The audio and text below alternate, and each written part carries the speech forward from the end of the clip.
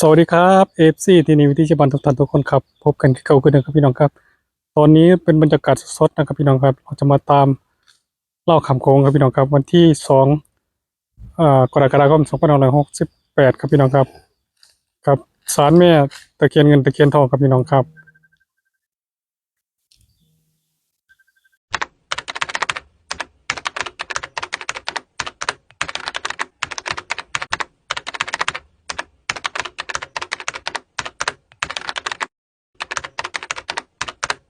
สวัสดีครับพ่อเดือนครับครับสวัสดีเนาะ FC ที่นี่วิธีชาวบ้านวิธีเรียบง่ายครับผมมื้อนี้ก็ได้มาที่วัดป่ามหาเจ้าแม่ตะเคียนเงินตะเคียนทองเพื่อสิหาโชคลาภเนาะเป็นเล่าพัฒนาขามโค้งในวันที่2มื้ออื่นเป็นวันพุธที่2กรกฎาคม2568เพื่อสิมาขอโชคขอลาภให้พี่น้องให้ FC ผู้ที่ติดตามทั้งสองช่องอยากมาขอพรขอโชคลาภนำกับเจ้าแม่ตะเคียนทองตะเคียนเงินครับผมเพราะว่ารอบแรกก็ได้มา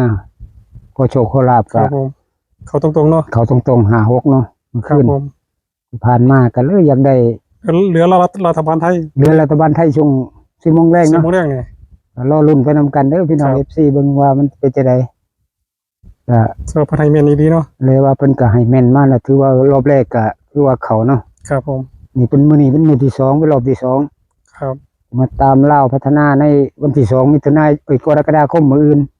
ครับเป็นวันพุธ2568ก็เฮาก็มาขอพรขอโชคขอลาภกับเจ้าแม่ตะเคียนเงินตะเคียนทองนํกัน FC พี่น้องเฮาตามมาขอโชคขอลาภขอบ นำ คุ กั ณ น ครับพี่น้องครับนี่ครับพี่น้องครับเป็นบรรยากาศสดๆนะครับพี่น้องครับเรามาอยู่ที่ศาลแม่ตะเคียนเงินตะเคียนทองครับพี่น้องครับขอในทางเนาะ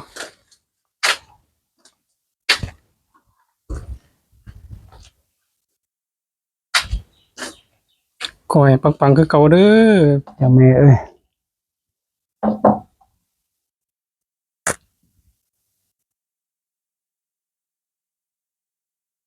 ขอให้ปังๆเด้อ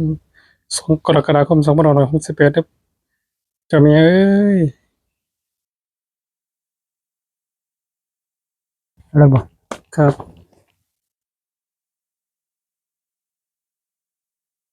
ด้วยนะแม่สาธุสาธุสาธุนะโมตัสสะภะคะวะโตอะระหะโตสัมมาสัมพุทธัสสะนะโมตัสสะภะคะวะโตอะระหะโตสัมมาสัมพุทธัสสะนะโมตัสสะภะคะวะโตอะระหะโตสัมมาสัมพุทธัสสะสาธุสาธุเด้อเจ้าแม่ตะเคียนเงินตะเคียนทองมื้อนี้ผู้ค้าเองผู้เดือนก็ได้มาฮอดมาถึงคือเก่าเพื่อจะมาขอเพิ่งบารมีขอโชคลาภหรือว่าเลขเด็ดเป็นเราพัฒนาขามโค้งในวันที่2กรกฎาคม2568ก็ขอเจ้าแม่ตะเคียนเงินตะเคียนทองที่อยู่ณตรงนี้ก็จงดลบันดาลคือเก่าเด้อมื้อนี้สิขอถวายน้ำแดงน้ำเปล่าเพื่อเจ้าแม่ได้อยู่ได้กิน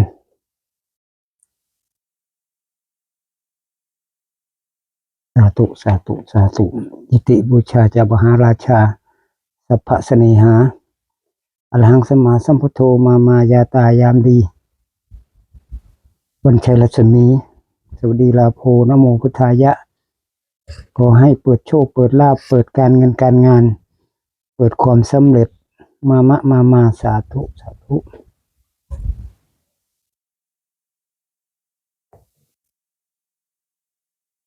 เงินตะเคียน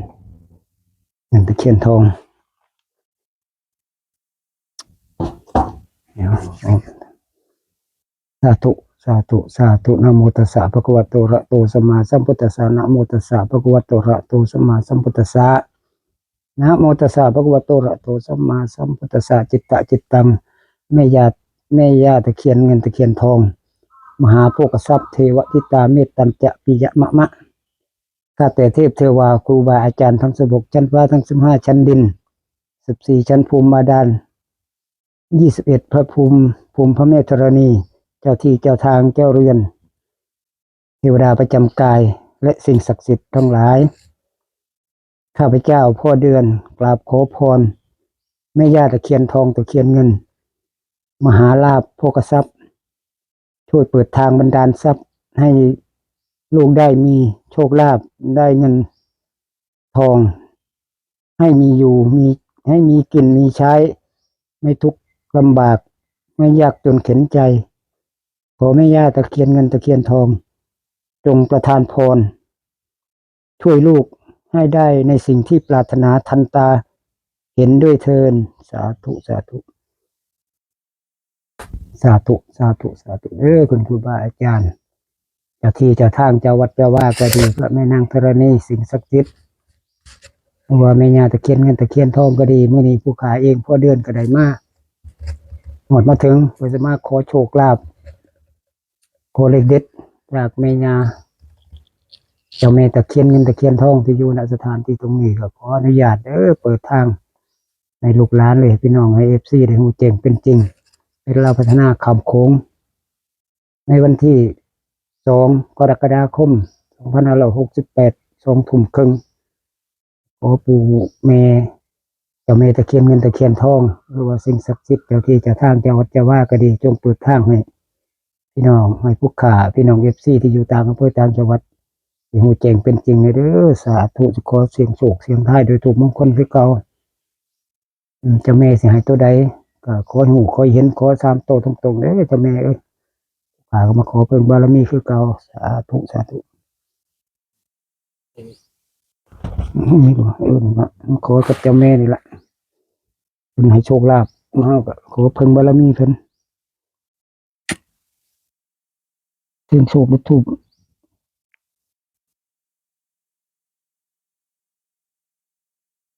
เป็นจังไดโอ้โชคเนื้อลาบด้วยกันเนาะ ลองรับถัดไปไทยก่อนก็ได้ครับ ไปไทยลาว น้องลง มาข้อมูลอะไรกับเขาแล้วครับ คนไทยมาขอเลย ลาวครับ เรา ลาวเมืองอะไรอะไร โอ้ยไทยมาขอ ขอครับ ขอครับ ได้593เนี่ยรอลุ้นมื้อแรก4โมงแรกนะ593 เดี๋ยวไทยก่อนก็ได้ นี่ ครับงาม บางคนไม่เพิ่นให้แม่นอยู่ถือว่าแม่น คือ บอกมา พึ่งมั่ง พึ่งมา มื้อวันจันทร์ครับงวดแรกปังเลยทับเล่า เล่าเลย 56 เห็นรับเลย ตอนนี้ก็สิมาขอเล่ามื้อวันที่2 สาธุสาธุสาธุเจ้าที่เจ้าทางเจ้าวัดเจ้าว่าก็ดีเจ้าให้เจ้าหน้าเจ้าบ้านเจ้าเมืองภูมิบ้านภูมิเมืองก็ดีมื้อนี้ผู้กล้าเองพอเดือนก็ได้มาฮอดมาถึง ขอเพิ่งบารมีเจ้าแม่ตะเคียนทองตะเคียนเงินก็ขอจงเปิดทางให้เปิดโชคลาภให้พี่น้องให้ FC พี่น้องที่อยู่ต่างอำเภอต่างจังหวัดได้มีอยู่มีกิน ขอให้หูคอยเห็นในถูกมงคลเล่มนี้ละปูญาเจ้าแม่ตะเคียนเงินตะเคียนทองแสนตัวใดก็ขอให้หูคอยเห็นคอยหูแจ้งเป็นจริงก็ใช้บารมีผู้หูแก้วตาทิพย์ผู้หูเลขเบอร์เนาะว่าสิออกตัวใดผู้ขาเองขอเพิ่งบารมีเด้อยังไงก็ขอจะปิดอย่าบังอย่าตุ่มอย่าตัวลูกเต้าหลานเด้อขอเพิ่งบารมีขอโชคขอลาภขอเล่าเป็นเลขเด็ดเป็นเล่าพัฒนาขามโค้งในวันที่2มื้ออื่นเจ้าแม่เสียตัวใดก็ขอให้หูแจ้งเป็นจริงไม่ถูกมงคลเล่มนี้ล่ะ บ่อยู่กันนะ อยู่แล้วนี่นะอยู่คมลงนี่ได้คมดินลงดินนี่ได้ไม้ทองนี่นึง คมลงก่อนนั่นล่ะ นี่อยู่เด้อ เอาดินไม่ใช่เอาดิน ขอโทษด้วยแม่ยาเอ้ยร้านมามื้อนี้ก็บ่ได้มารบกวนนี่มาขอโชคขอลาภนำดอกบ่ได้มาบังคับแต่อย่างใดขอเพิ่งบารมีแจ้งเป็นจริงสาธุสาธุ เอาพอเดือนฝันได้บ่ รอลุ้นไปนำกันเด้อ ฝันได้บ่วันนี้มันสิมาอย่างนี้ เมื่อคืนฝันว่าจังไดเนาะนี่เนาะเมื่อคืนฝันว่าก็เห็นแต่ผู้หญิงเนาะจังสิว่าได้ไปทางใดก็พอแต่ผู้หญิง อืม ตีอุ้มขึ้นฝันว่าได้ไปเก็บเห็ด ครับ ไปเก็บเห็ดไป3 คนก็มีแต่พี่น้องเจ้าของนี่แหละไป อื มีแต่คนเฮือนเจ้าของสินะ เป็พี่น้องบ่ บางทีว่าก็มีแต่พวกพี่น้องเฮือนบ่ได้ไปกับคนอื่นเนาะก็เลยว่าได้ไปเก็บเห็ดลำขึ้นไป3 คนว่าพุ่นละอยู่ในป่าในดงเลาะห้วยเลาะห้องพุ่นว่า อืม ก็เลยแต่ว่าก็ได้อยู่เห็ดมีแต่เห็ดเพิงเหลือง โอ้ นะ มีแต่เฮ็ดแซ่บตัวนั้น เฮ็ดแซ่บนี่ว่ามันขึ้นนะวันสำนันละมันสิแจ้งนี่ อ๋อ ก็เลยมื้อนี้ว่าสิมาขอโชคขอลาภกับเจ้าแม่นี่ล่ะตะเคียนเงินตะเคียนทองอยู่ตรงนี้ก็ทางได้เด้อให้ลูกหลานได้ เคยมาขอบ่เพิ่นให้อยู่เนาะ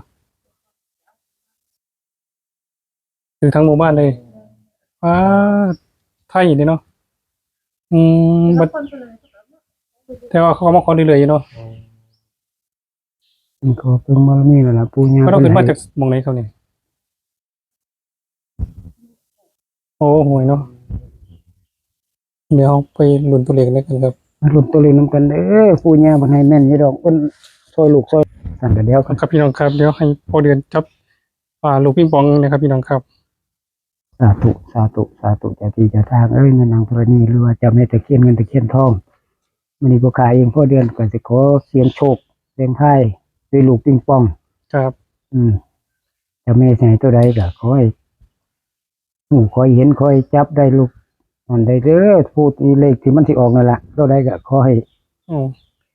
จับให้ละลูกเด้อ ให้ละลูกว่าสาธุ แม่น สาธุขอให้หูแจ้งเป็น คนเดียวคนเดียว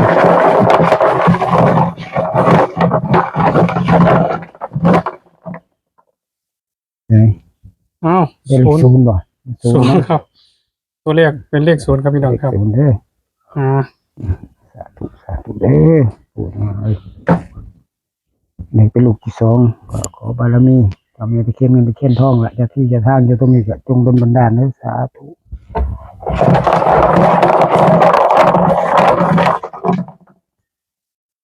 เอา อีศูนย์ดุแท้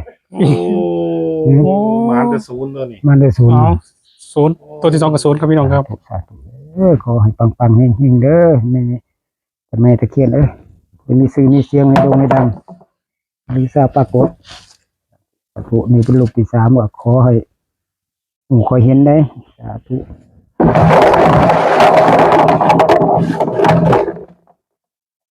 นี่ว่าศูนย์อีกได้ 06ครับพี่น้องโอ้ ตัวนี้เป็น6นะ ตอนนั้นไปจุดใดกับ007เนาะ อืม อันนี้มันเป็น006อีก 006ครับพี่น้องครับมันพูดเท่านี้บ่น่าพลาดนะ6กับ0นี่ครับพี่น้อง ห ค น้า รับ เบิ่งเนาะ พอเดือนจับลงปิงปองนะครับพี่คอมได้3ตัวงามๆครับพี่น้องครับ006หรือจะเป็น009ก็ได้ครับพี่น้องครับครับ เดี๋ยวเฮาไปลุ้นเลขถูกด้วยกันเนาะ ที่ทางบนบันดาลคอยปังๆเฮง ทูบเตียขึ้นมาหนึ่งเนาะ ๆเห็นบัก พี่น้องครับลุ้นไปด้วย เห็ กัน น บักทาวอนทำนั่นมันอยู่ทางนี้ป่ะอยู่บ้านน้ำค่ำ เพราะแบบไอ้นั่น ทำนั่นทับ ครับพี่น้องครับ ตัวนี้ทูบแตกภาคกลางนี่นี่แตกตั้งแต่เริ่มแรกเลยเนาะส่วนมากที่เราไปจุดนี่ โอ้แตกแต่ จะเห็น2ตัวกันจะไปแตกตัวที่3แต่ตัวนี้แตกตั้งแต่ตัวแรกเลยครับพี่น้องครับ แสดงว่าเจ้าแม่เราให้แน่นอนครับพี่น้องครับวันนี้ลุ้นไปด้วยกันเนาะ ลูกไปน้ำกัน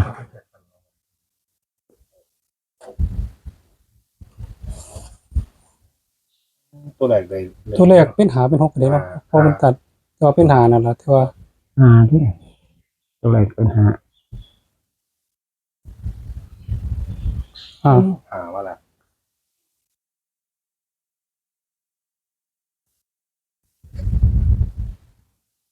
ทูบแตกภาคกลางนำบัดนี้แตกแต่เริ่มต้นเลย อืม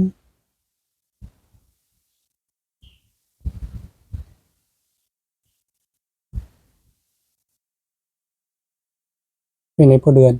บอกให้FCฟังแหน่ มามันก็ได้หาเนาะมามันนี่ก็ได้หาอีกมันก็ได้หาคือกันมื้อวันจันทร์บ่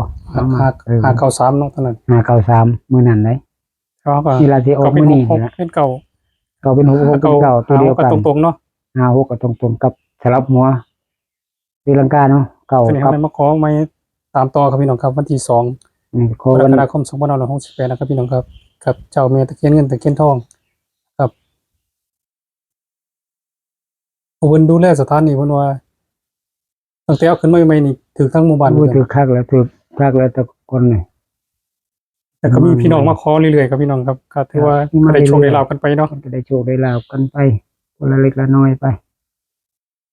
ถือว่าเจ้าแม่เพิ่นมีความเมตตาอยู่ดอกสงสาร ครับ อืม เจ้าแม่ก็งามจังเนาะ โอ้ยตามฝันเห็นนี่ว่าเราอยู่ผู้เดียวได้เจ้าแม่ตะ เห็ เคี น ยน เนาะมี อยู่ผู้เดียว มีลูกเดียวไง มีบ่ในความฝันน่ะเห็นผู้เดียวไหม บ่ เห็นผู้เดียว แต่ว่าเฮือนนี่เพิ่นปิดหมดเลยนี่เที่ยวนี่ปิด อื แล้วก็ ม จะมีแต่ประตูออกมาซื่อๆมาแถวแรกน่ะก่อนที่เฮามานั่น อืม มันอยู่ผู้เดียวเพิ่นแต่ว่าคน ถูกแตกไหมไปจัดเด้อเอ่ยเด้อ เพิ่นตกแต่งอยู่เนาะจัดผ้ากลางเลยแท็กผ้ากลางนั่น วงกลมอันนี้มันแปด ไหน เก่าบ่เก่าก็สุนล่ะแม่น กันเก่ากับตัวเก่าเท่านั้นติ ก็แมนสอง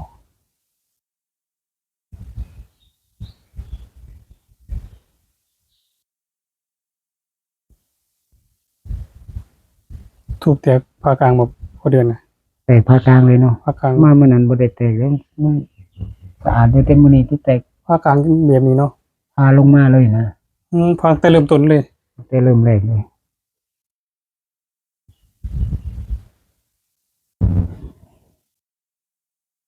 เลขสอง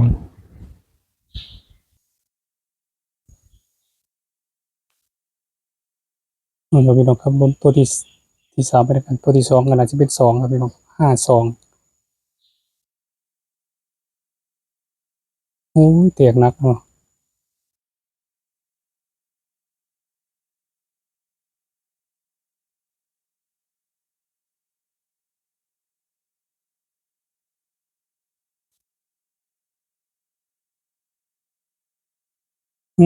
ฟังแท้เลย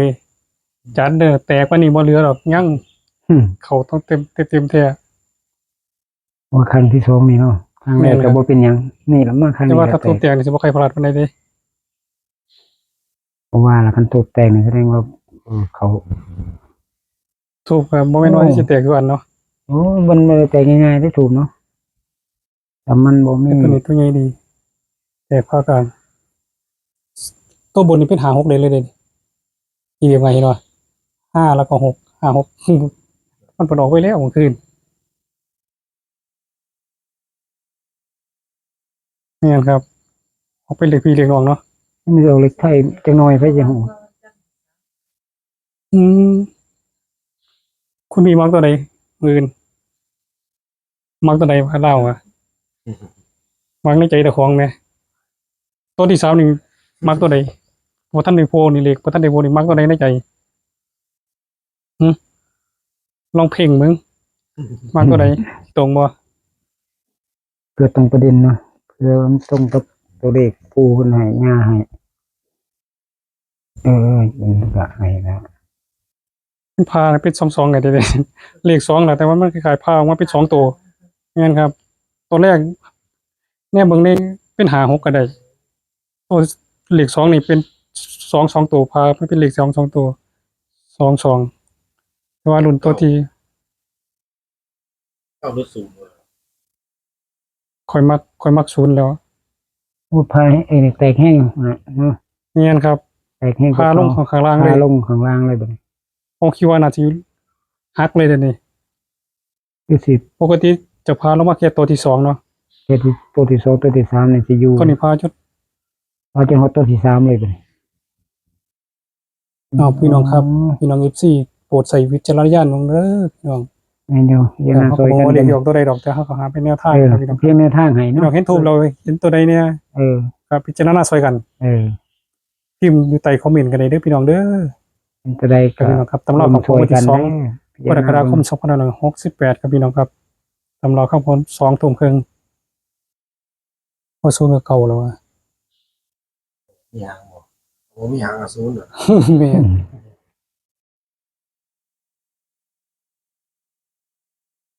อืม ม อู้ยพาออกแห้งไปเลยพอเดือน แตกแล้ว อาจจะลมเลยเลย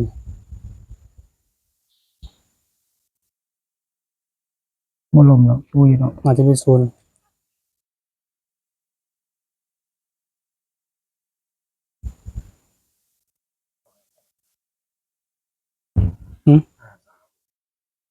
532 ไหนหา อุ่น เป็นศูนย์นี่เลย สองโซนก็ได้พอหน้าไม่รู้เห็นบอกตัวที่สุดเลขสองเป็นสองตัวเนาะพาออกมาเป็นสองตัวเลย เป็น22ก็ได้ เป็นศูนย์ตัวที่สาม ครับอาจจะเป็นศูนย์อู้ยแตกแห้งกว่าเก่าแตกมาถึงตัวที่สามเอาพอเดือนเขียน เป็นปากกากันเป็นการก็ได้ ครับพี่น้องครับเดี๋ยวให้พอเดือนสรุปให้เอฟซีฟังอีกครั้งหนึงครับครับพี่น้องครับหลังจากพอเดือนจุดถูกแล้วก็ให้พอเดือนสรุปให้เอฟซีได้ฟังอีกครั้งหนึงเชิญพอเดือนครับ ครับก็ขอสวัสดีนะ FC พี่น้องจะอยู่ต่างอำเภอต่างจังหวัดที่ติดตามทางช่องที่นี่วิธีชาวบ้านแล้วก็วิธีเรียบง่ายวันนี้ผมเองก็ได้เดินทางมาหาเจ้าแม่ตะเคียนเงินตะเคียนทองจะมาขอโชคลาภขอเลขเด็ดเราพัฒนาขามโค้งในวันพุธที่2 กรกฎาคม 2568ก็คือจุดถูกมงคลก็ได้ตัวเลขก็คือ520ตัวเลขก็เลยจับคู่ให้คือ20แล้วก็ตัวนี้เนาะแล้วก็50ตัวนี้ส่วนนี้ก็52นี่ก็คือตัวนี้เนาะตัวหน้ากับตัวกลางนี่คือ06006นี่ก็คือเลขปิงปองลองเสี่ยงโชค เสียงโชคครั้งแรก จับปิงปองเบิ่งครั้งแรกก็เลยได้ตัวเลขก็คือ006ครับได้พี่น้องตัดเอาเป็น พี่น้องก็ ศูนย์เก่าก็ได้เนาะ 6กับ9ตัวเดียวกันพี่น้องก็สิ ชนะ พิจารณาเอาแต่ว่า6นี่กับ9ตัวเดียวกันบางเที่ยวก็กับหัวขึ้นเป็น9ก็ได้ ครับ นี่ล่ะพี่น้องเบิ่งแล้วก็พิจารณาเบิ่งไอ้ดุลพินิจเบิ่ง มักตัวใดก็ตามบ่มักก็เลื่อนผ่านไปเนาะ ให้พอเดือนให้พ่อเอฟซีนะครับผม ขอบคุณ FC พี่น้องของช่องที่นี่วิธีชาวบ้านวิธีเรียบง่ายเนาะมื้อนี้ก็ได้มาตามแนวทางโชคลาภให้พี่น้องให้ FC ได้นำไปลองพิจารณาเบิ่งหรือว่าเสี่ยงโชคเบิ่งเป็นเราพัฒนาขามโค้งในวันที่2 กรกฎาคม 2568 ครับ 2 ทุ่มครึ่งก็พี่น้อง FC ถ้าติดตามอยู่ก็ผิดหรือถูกก็อย่าว่ากันก็พิจารณาเบิ่งใส่ดุลพินิจเบิ่ง พิจารณา เป็นเพียงแนวทางเนาะ ในการรับ ให้ ชม พี่น้อง เนาะ ให้ FC ได้ลองไปเสี่ยงโชคเบิ่ง ครั เพื่อบ เป็นไปได้เพื่อเพื่อจะไม่ตะเคียนเงินตะเคียนทอง อยู่ณสถานที่ตรงนี้เพิ่นก็อาจจะมีความเมตตาหรือว่าสงสารพี่น้อง FC ผู้ที่ยังลำบากอยู่ก็มีเนาะตัวประเทศไทยเฮาก็ยังมีหลาย ขอบารมีเจ้าแม่ตะเคียนเงินตะเคียนทองหรือสิ่งศักดิ์สิทธิ์เจ้าที่เจ้าทางอยู่ตรงนี้ก็จงดลบันดาลให้เด้อให้พี่น้องให้ FC เพิ่นได้รับโชครับชัยหรือว่าขอให้เข้า3ตัวตรงๆขอบารมีสิ่งศักดิ์สิทธิ์ เฮงๆบางๆครับ ขอให้เฮงปังๆลำไม่รวยทุกคนสาธุสาธุ ครับผมที่นี่วิธีชาวบ้านและวิธีเด็กวัยต้องขอบคุณพ่อเดือนนะครับพี่น้องครับที่มาตามแนวทางนะครับทำเราทางโค้งวันที่2 กรกฎาคม 2568ครับพี่น้องครับหลังจากวันที่30ก็ถือว่า6ก็น่าจะเขาตรงๆเต็มๆครับพี่น้องครับเข้ามาตามกันต่อนะครับพี่น้องครับและก็ที่ขาดบ่ได้เลยคือ FC นะครับพี่น้องที่เขามากดไลค์กดแชร์กดติดตามขอให้เฮงๆปังๆสาธุสวัสดีครับ สาธุปังมัน เดี๋ยว